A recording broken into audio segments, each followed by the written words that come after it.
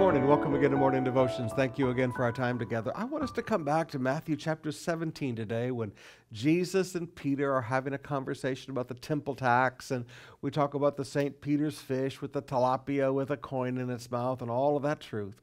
But I want you to notice a passage we don't normally think about. Verse 27.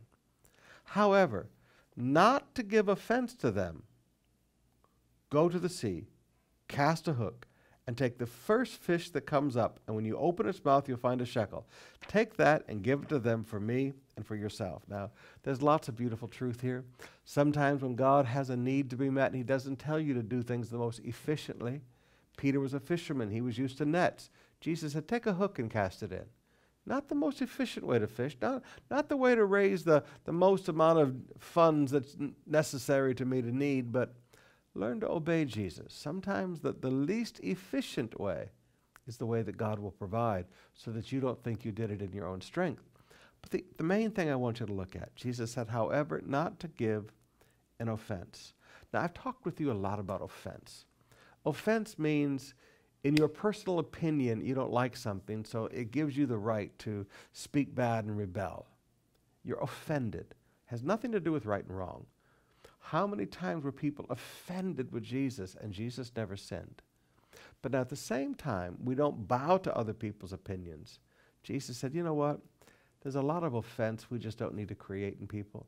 There's a lot of things that we just don't need to do so that we don't give people offense.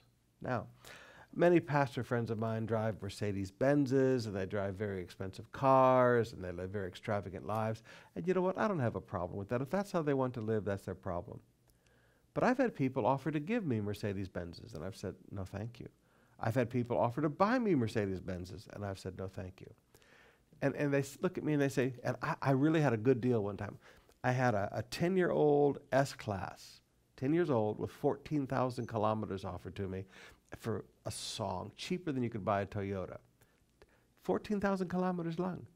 And I drove it around with my daughter.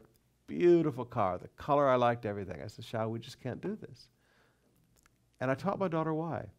I said, when what we have gets in the way with what we do and who we are, then we shouldn't have it.